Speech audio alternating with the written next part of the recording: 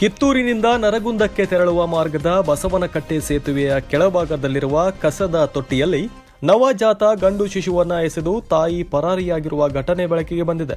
ಮಗುವಿನ ಅಳುವ ಶಬ್ದ ಕೇಳಿದ ದಾರಿ ಹೊಕ್ಕರು ಸ್ಥಳಕ್ಕೆ ಧಾವಿಸಿ ಶಿಶುವನ್ನ ರಕ್ಷಿಸಿದ್ದಾರೆ. ತಕ್ಷಣ ಸಂಬಂಧಿತ ಅಧಿಕಾರಿಗಳಿಗೆ ಮಾಹಿತಿ ನೀಡಿ ಚಿಕಿತ್ಸೆಗಾಗಿ ಸಮದತ್ತಿ ಆಸ್ಪತ್ರೆಗೆ ದಾಖಲಿಸಿದ್ದಾರೆ. ಅಲ್ಲಿ ಪ್ರಥಮ ಚಿಕಿತ್ಸೆ ನೀಡಿದ ಬಳಿಕ ಹೆಚ್ಚಿನ ಚಿಕಿತ್ಸೆಗಾಗಿ ಬೆಳಗಾವಿಯ ಸಿವಿಲ್ ಆಸ್ಪತ್ರೆಗೆ ಸ್ಥಳಾಂತರಿಸಲಾಗಿದೆ. ಮಾಹಿತಿ ತಿಳಿಯುತ್ತಿದ್ದಂತೆ ಸುರೇಬಾನ್ ಪೊಲೀಸರು ಸ್ಥಳಕ್ಕೆ ಭೇಟಿ ನೀಡಿ ಪರಿಶೀಲನೆಯನ್ನು ನಡೆಸಿದ್ದಾರೆ. ಶಿಶುವನ್ನ ಎಸೆದು ಪರಾರಿಯಾಗಿರುವ ತಾಯಿಯ ಪತ್ತೆಗೆ ವ್ಯಾಪಕ ಶೋಧ ಕಾರ್ಯ ಆರಂಭಿಸಲಾಗಿದೆ. ಈ ಸಂಬಂಧ ಕಿತ್ತೂರು ಹಾಗೂ ಕುರುಗೋವಿನಕೊಪ್ಪ ಸೇರಿದಂತೆ ಸುತ್ತಮುತ್ತಲಿನ ಪ್ರದೇಶಗಳಲ್ಲಿ ತನಿಖೆ ನಡೆಸಲಾಗಿದೆ. ಅಲ್ಲದೆ ಸುರೇಬಾನದ ಪ್ರಾಥಮಿಕ ಆರೋಗ್ಯ ಕೇಂದ್ರಕ್ಕೂ ಭೇಟಿ ನೀಡಿ ಮಾಹಿತಿ ಸಂಗ್ರಹಿಸಲಾಗಿದೆ.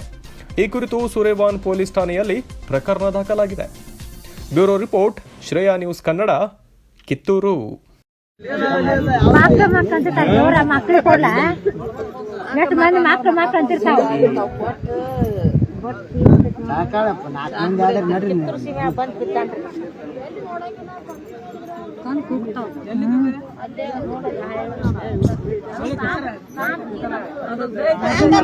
ಮಲಿಸಿಪು ಟೈಮ್